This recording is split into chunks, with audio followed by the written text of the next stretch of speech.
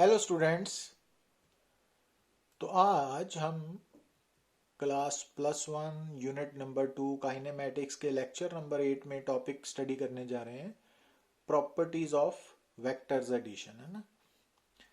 तो सबसे पहले तो हम बात करेंगे न्यूमेरिकल्स प्रॉब्लम की, कि जैसा कि आप स्क्रीन पे देख रहे हो कि ये न्यूमेरिकल्स हैं उन टॉपिक्स पे बेस्ड जो हम ऑलरेडी डिस्कस कर चुके हैं ना। तो अब स्क्रीन पे आप देख रहे हो फर्स्ट प्रॉब्लम में given that A vector plus B vector plus C vector is zero. अब इतना पढ़ते ही आपको समझ आ जानी चाहिए कि ये जो तीन वेक्टर्स हैं ना, इनका रिजल्टेंट वेक्टर जीरो है। Out of these three vectors two are in equal in magnitude. तो हमने क्या मान लिया कि ए और बी का मैग्नीट्यूड बराबर है और ए के इक्वल है, और magnitude of third vector is under root two times that of either of the two. और तो इट मीन्स जो तीसरा वेक्टर है सी, उसका magnitude under root two times है ना। तो ये हमने स्टेटमेंट के अकॉर्डिंगली नोट डाउन कर लिया। अब हमने इन तीनों के बीच में एंगल्स निकालने हैं ना। अब देखिए, क्योंकि तीन वेक्टर्स इक्विलिब्रियम में है तो यहाँ पे हम लेमीज थ्योरम अप्लाई कर सकते हैं ना। तो सबसे पहले तो हमने, क्योंकि ये तीनों वेक्टर्स का रिजल्टेंट जीरो है, तो it means these three vectors can be drawn by the three sides of triangle taken in the same order, जैसा कि डायग्राम में नजर आ रहा है। तो अब यहाँ पे ए और बी के बीच में एंगल मान लीजिए अल्फा है, बी और सी में बीटा है, और सी और ए में गामा है। तो ये अल्फा बीटा गामा निकालने हैं। तो अकॉर्डिंग टू लेमीज थ्योरम, जो ए वेक्टर का मैग्नीट्यूड है ओवर साइन ऑफ क्या लेना है, किस एंगल का, कि जो दोनों बाकी दो वेक्टर्स है उनके बीच में बनने वाला एंगल साइन बीटा, है ना। और is equal to B vector का magnitude divided by sine of, अब बी वेक्टर ऊपर है ना, उसका मैग्नीट्यूड, तो नीचे क्या होगा, ए और सी के बीच में बनने वाले एंगल का साइन, साइन गामा, है ना। तो ये हमने लेमीज थ्योरम में कल डिस्कस किया था। तो इसी तरह जो सी वेक्टर है उसका मैग्नीट्यूड डिवाइडेड बाय साइन किसके बीच में एंगल, ए और बी के बीच में अल्फा। तो ये बन गया ना। अब ए बी सी का मैग्नीट्यूड हमें ये गिवन है, तो ये इक्वेशन बन गई आपकी। तो यहाँ तक पहुँचने के लिए आपको डिफरेंट कंसेप्ट्स की क्लैरिटी होना ज़रूरी है ना। तो हर बात को आपको आराम से समझना पड़ेगा। अब यहाँ देखिए आप, अब हमने सबसे पहले ए और बी को कंपेयर किया ना, दोनों। जब दोनों को कंपेयर किया तो ये बन गया ना, ये वाला वैल्यूज, इन दोनों को। तो A cancel out, it means beta और गामा बराबर होने चाहिए ना, इक्वेशन नंबर 2। और एक बात और, कि किसी भी क्लोज स्ट्रक्चर में जो आउटर एंगल्स है ना, उनका सम क्या होता है, 360 के बराबर ना। अब यहाँ तीनों बाहर के एंगल क्या है, अल्फा बीटा गामा, तो उनका सम 360 होगा ना, इक्वेशन नंबर 1। और यहाँ से आपको मालूम पड़ा कि बीटा और गामा इक्वल है ना। अब हमने क्या किया, बीटा की वैल्यू को या गामा की वैल्यू को यहाँ पे सब्स्टिट्यूट कर दिया ना इक्वेशन 1 में। तो alpha plus 2 beta is equal to 360 degree. तो अल्फा की वैल्यू क्या आ गई, 360 डिग्री माइनस 2 बीटा। इसको इक्वेशन नंबर 3 मान लिया।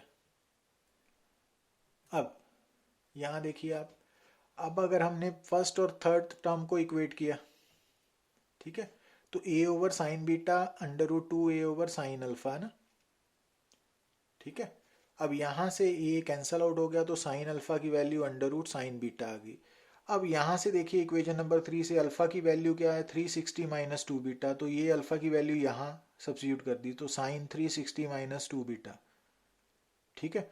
अब साइन ए माइनस बी, ये मैथमेटिकल टूल्स में पढ़ते हैं ना, तो अगर नहीं किया तो वो मेरे लेक्चर्स आप यूट्यूब चैनल पे देख सकते हो ना। तो साइन ए माइनस बी की एक्सपेंशन की, sign A cos B minus cos A sine B. अब साइन 360 डिग्री 0 होता है, कॉस 360 डिग्री 1 होता है ना। तो यहाँ से माइनस साइन 2 बीटा हो गया अंडर रूट 2 साइन बीटा।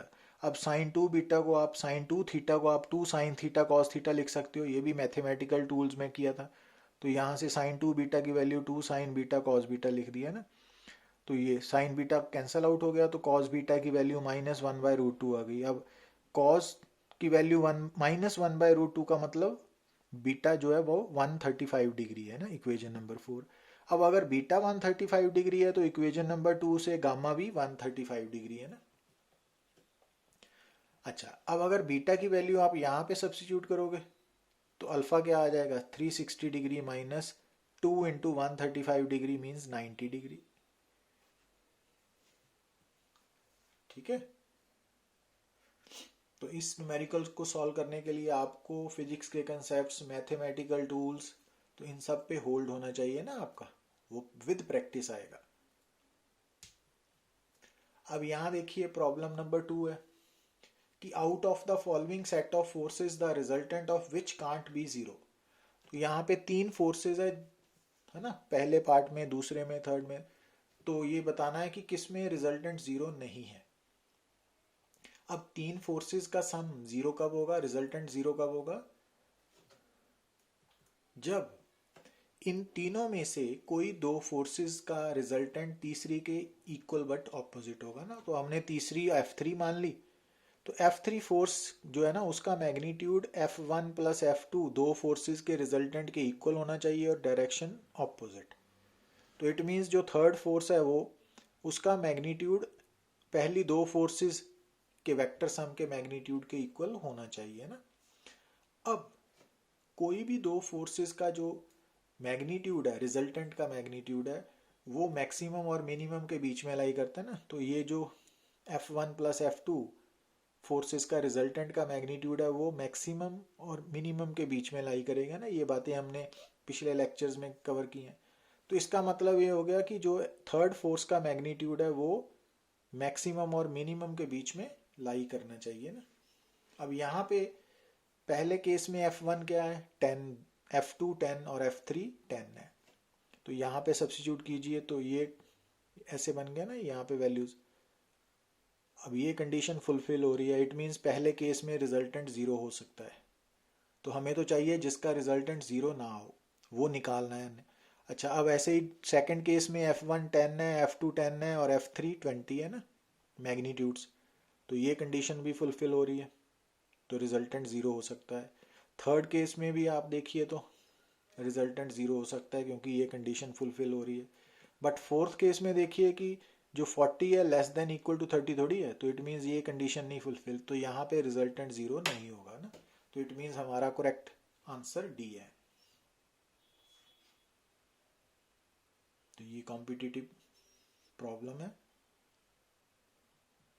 अब यहाँ देखिए आप प्रॉब्लम नंबर 3 में आपको क्या गिवन है, 2 forces each equal to F act as shown in figure, find the resultant. अब यहाँ ख्याल क्या रखना है कि यहाँ पे दोनों फोर्सेस का मैग्नीट्यूड बराबर है ना। तो एंगल कितना है यहाँ पे, तो एंगल 60 डिग्री नहीं है। तो ये गलती करते हैं ना, यहाँ पे एक फोर्स का हेड दूसरे की टेल पे है ना। तो इस केस में थीटा की वैल्यू कैसे निकालोगे, हेड वाली लाइन को एक्सटेंड करके, जो 120 डिग्री आएगा। तो वहां से आपने इस प्रॉब्लम को सॉल्व करना है। अब यहां देखिए प्रॉब्लम नंबर 4 में, the greatest resultant of two vectors p and q is n times the least resultant, है ना। तो अगर मान लीजिए कि p और q का रिजल्टेंट r वेक्टर है, तो r की वैल्यू मैक्सिमम होगी p प्लस q का मैग्नीट्यूड, और r मिनिमम कब होगा, जब p माइनस q, मैग्नीट्यूड्स का डिफरेंस। और p माइनस क्यू ही क्यों लिखा है यहाँ पे, क्योंकि p की वैल्यू q के मैग्नीट्यूड से ज़्यादा है ना। और हमें कंडीशन क्या दी हुई है कि जो r मैक्सिमम है वो r मिनिमम से n टाइम्स है ना। तो वहाँ से हमने ये r मैक्सिमम r मिनिमम की वैल्यू सब्स्टिट्यूट की, तो सॉल्व करके p बाई क्यू की रेशो निकाल ली, इक्वेशन नंबर 1। अब अगर p और q के बीच में एंगल थीटा है, तो जो रिजल्टेंट आएगा उसका मैग्नीट्यूड कितना है, जो दो कंपोनेंट वेक्टर्स हैं p एंड q, उनके मैग्नीट्यूड्स के सम के हाफ के इक्वल है ना। तो अगर एंगल थीटा है ना p और q के बीच में, तो r की value under root this one है, और ये r की value p plus Q by 2 है, ये गिवन है। तो अब इन दोनों को इक्वेट करिए आप। तो वहां से दोनों को इक्वेट किया तो ये इक्वेशन बन गई। अब दोनों साइड्स को स्क्वायर किया तो ये बन गई। अब कॉस थीटा को एक साइड पे ले गए ना हम, तो ये मैथमेटिकल पार्ट है। अब इसको एक साइड पे ले जाने के बाद p बाई क्यू और q बाई p की वैल्यू यहाँ से सब्स्टिट्यूट कर देनी है आपने, और फिर इसको सॉल्व करके ये प्रूव करना है ना आपने। ये स्टेप्स आपके लिए हैं।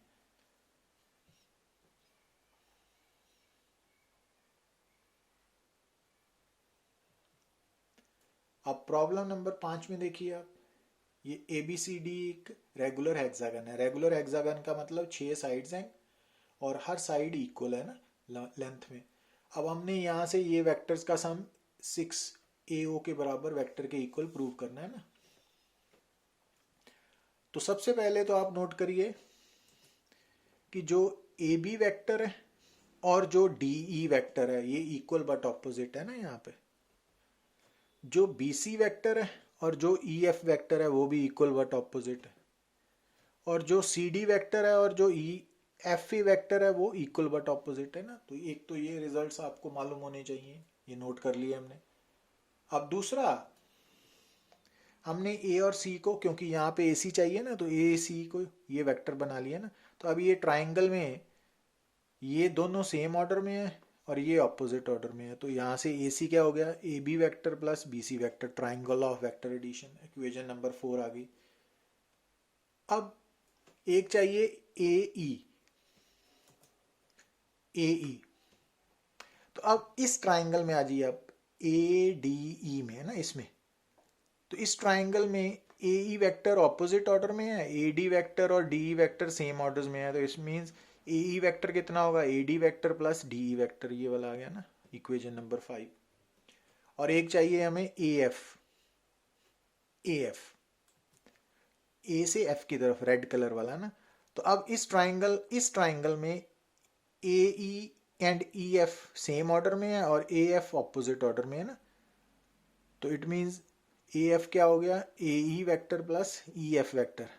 अब AE वेक्टर की वैल्यू फ्रॉम इक्वेशन 5 आप यहाँ पे सब्स्टिट्यूट कर दें, तो ये बन गया, ये इक्वेशन बन गई ना 6। ठीक है। अब क्या करना है हमने, अब ये जो लेफ्ट हैंड साइड है ना इसको लिख लिया।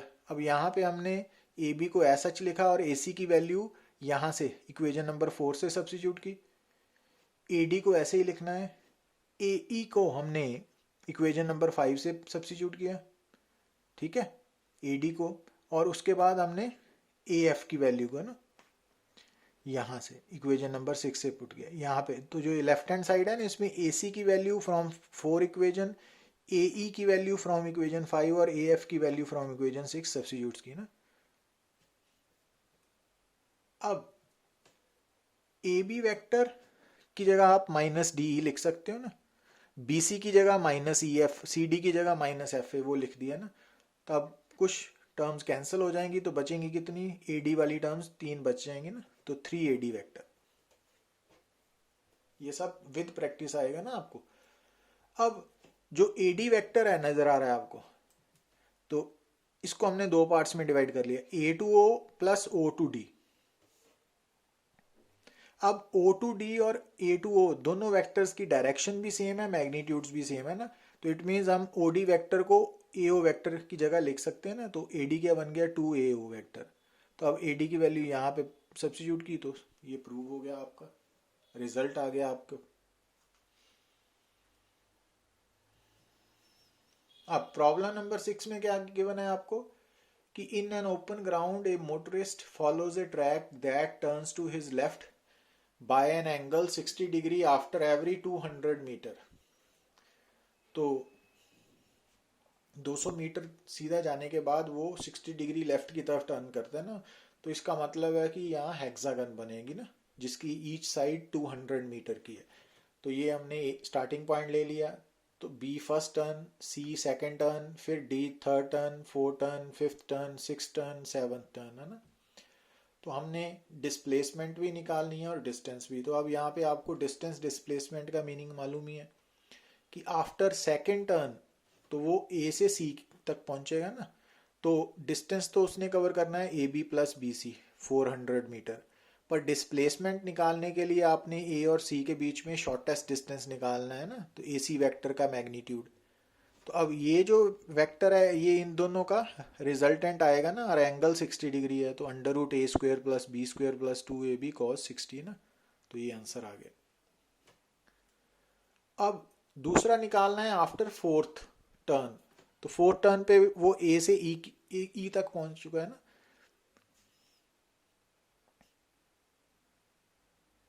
ठीक है, तो अब A से B, B से C, C से D, D से E, तो 200 मीटर ईच के 4 पार्ट्स कवर किए तो 800 मीटर तो उसका डिस्टेंस कवर्ड हो गया ना।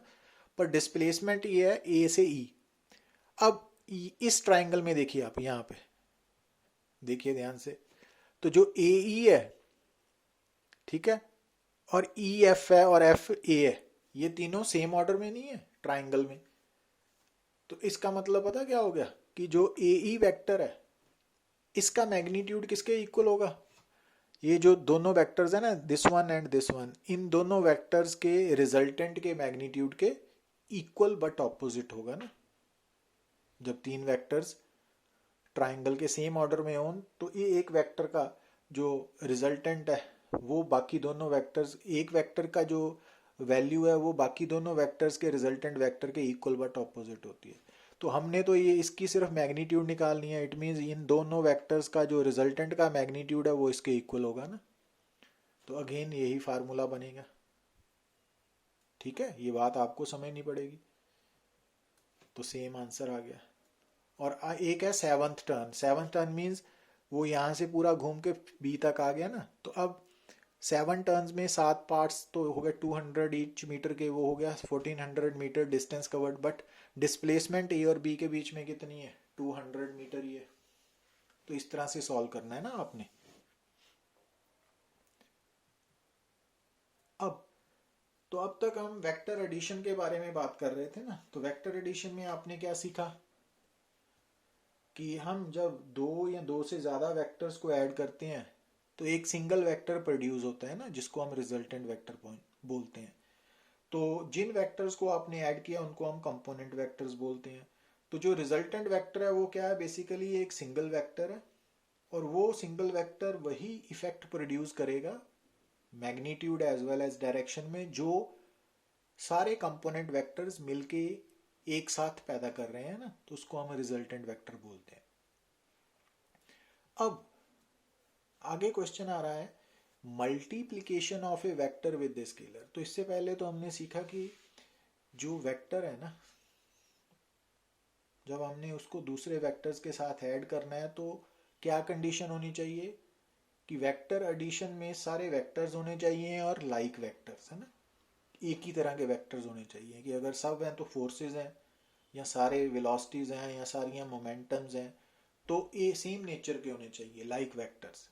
पर यहाँ पे हम देख रहे हैं कि हम स्केलर को वेक्टर के साथ मल्टीप्लाई कर सकते हैं। ठीक है, तो अगर आपसे कोई पूछे कि क्या हम किसी स्केलर क्वांटिटी को वेक्टर के साथ मल्टीप्लाई कर सकते हैं, तो आंसर आएगा यस। तो यहाँ पे हम वेक्टर ए वेक्टर को स्केलर क्वांटिटी स्मॉल एन के साथ मल्टीप्लाई करते हैं। तो जब आप किसी भी वेक्टर क्वांटिटी को स्केलर क्वांटिटी के साथ मल्टीप्लाई करोगे तो जो आंसर आएगा वो एक न्यू वेक्टर होगा। तो यहाँ पे जब आपने ए वेक्टर को एन वेक्टर के साथ मल्टीप्लाई किया स्केलर के साथ, तो जो नया वेक्टर बना, रिजल्ट बना, वो एक बी वेक्टर हो गया ना। अब जैसे कि इसकी एग्जांपल है कि जो एन है स्केलर क्वांटिटी है ना, वो डायमेंशनल क्वांटिटी भी हो सकती है और वो डायमेंशन लेस भी हो सकती है ना। तो अगर मान लीजिए कि जो स्केलर क्वांटिटी वेक्टर के साथ मल्टीप्लाई होने जा रही है वो डायमेंशनल क्वांटिटी है, तो जब कोई डायमेंशनल स्केलर किसी वेक्टर के साथ मल्टीप्लाई होगा तो जो आंसर में नया वेक्टर बनेगा उसकी नेचर पुराने वेक्टर से डिफर करेगी। ठीक है ना। तो अब इस केस में अगर n डायमेंशनल स्केलर है तो a वेक्टर और b वेक्टर की नेचर डिफरेंट होगी। जैसे आप यहाँ देखिए कि अगर आप किसी बॉडी के मास को, तो मास स्केलर क्वांटिटी है, उस बॉडी की वेलोसिटी के साथ मल्टीप्लाई करते हो ना वेक्टर के साथ, तो जो नया वेक्टर आता है उसको हम मोमेंटम वेक्टर बोलते हैं। जब आप टाइम को एवरेज वेलोसिटी के साथ मल्टीप्लाई करते हो तो जो नया आंसर में वेक्टर बनता है वो डिस्प्लेसमेंट वेक्टर हो जाता है। ठीक है ना। मींस जब आप किसी भी गिवन वेक्टर को डायमेंशनल स्केलर के साथ मल्टीप्लाई करोगे तो आंसर में जो वेक्टर बनेगा उसकी नेचर पहले वेक्टर से डिफर करेगी। पर अगर मान लीजिए कि जो स्केलर है वो डायमेंशन लेस है, जैसे कोई नंबर है 1 2 3 4 5 7 10 -5, तो उस केस में जब आप किसी वेक्टर को डायमेंशन लेस स्केलर से मल्टीप्लाई करोगे तो जो न्यू वेक्टर आएगा बी वेक्टर, उसकी नेचर और ए वेक्टर की नेचर सेम ही होगी। तो जैसे कि अगर आप किसी एक्सेलरेशन वेक्टर ए को नंबर 5 से मल्टीप्लाई करते हो, अब 5 जो है वो डायमेंशन लेस स्केलर है ना, तो वो नई एक्सेलरेशन बन जाएगी ए डैश वेक्टर 5a टाइम्स। ठीक है।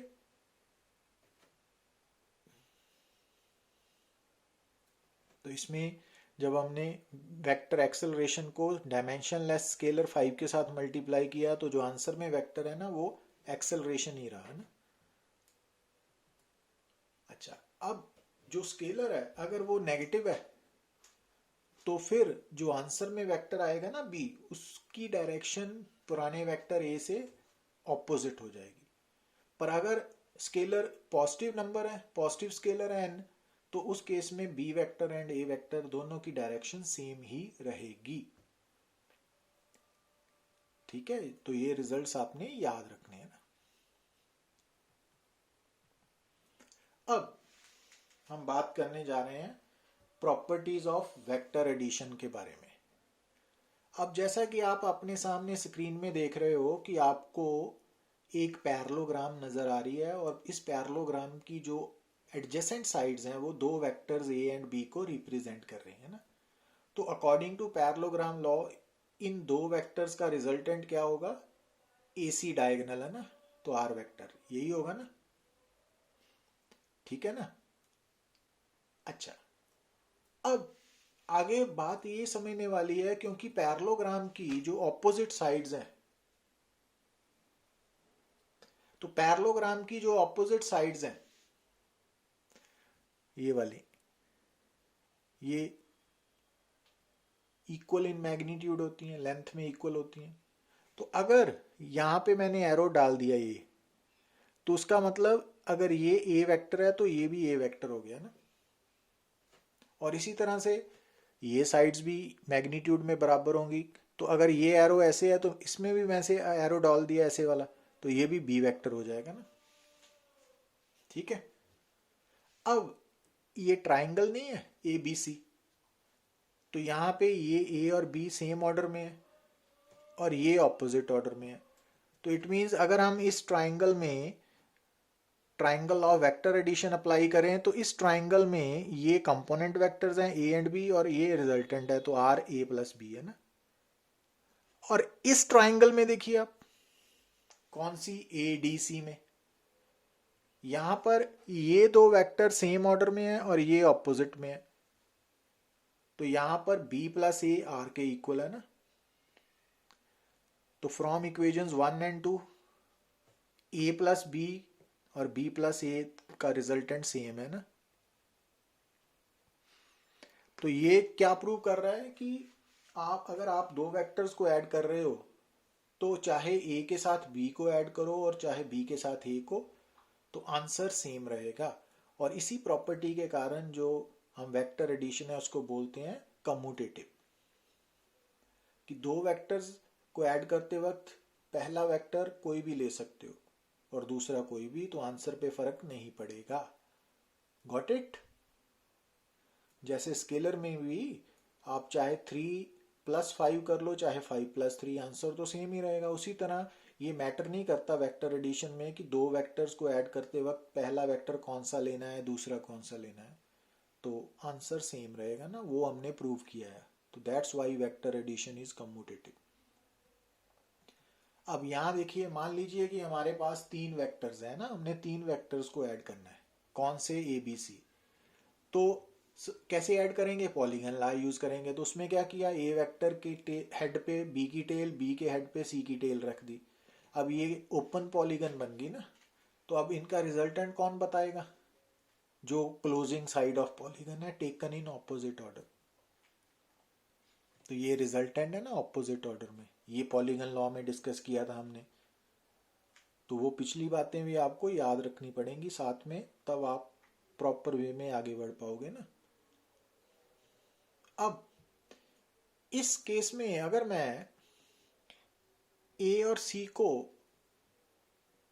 वेक्टर के साथ कनेक्ट कर दूं, R1 वेक्टर है ना, तो आप क्या नोट कर रहे हो, आपके सामने एक ये ट्राइंगल है, तो इस ट्राइंगल में किस ट्राइंगल ए बी सी में ये दोनों सेम ऑर्डर में है और ये ऑपोजिट ऑर्डर में है, तो R1 क्या हो गया, ए प्लस बी वेक्टर नंबर 1।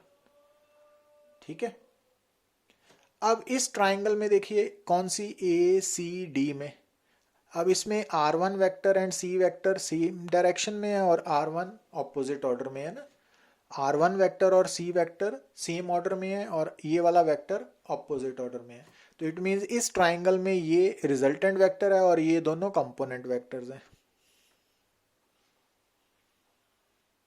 अब R1 की वैल्यू इक्वेशन नंबर 1 से सब्स्टिट्यूट करें तो R की वैल्यू क्या होगी, ब्रैकेट ए प्लस बी प्लस सी है ना, इक्वेशन नंबर 2। अच्छा, अब अगर इस केस में हम R1 की जगह पे R2 ले लें, ऐसे ये वेक्टर ले लें ना B से D की तरफ, अब ये जो ट्राइंगल है, ये वाली ट्राइंगल कौन सी, ए बी डी, तो इसमें ये और ये सेम ऑर्डर में है और ये ऑपोजिट ऑर्डर में है, तो R वेक्टर क्या हो गया, ए प्लस R2 वेक्टर है ना, इक्वेशन नंबर 3।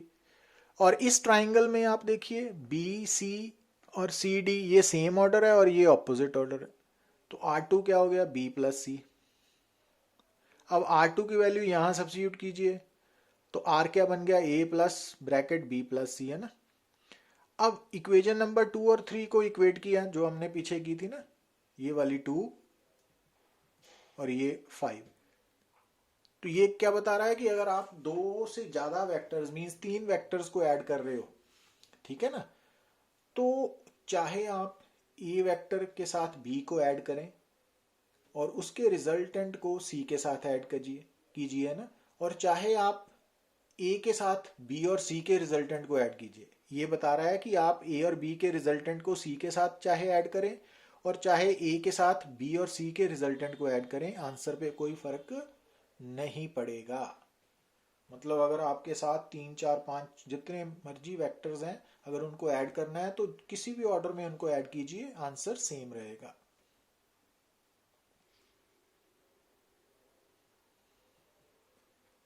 ठीक है, तो इस प्रॉपर्टी को हम बोलते हैं associative, vector addition is associative. और ये थर्ड केस है, vector addition is distributive, means कि मान लीजिए कि आपने ए और बी दो कंपोनेंट वेक्टर्स हैं, इनको ऐड करना है और इनको पहले ऐड किया फिर किसी स्केलर एन के साथ मल्टीप्लाई किया है ना,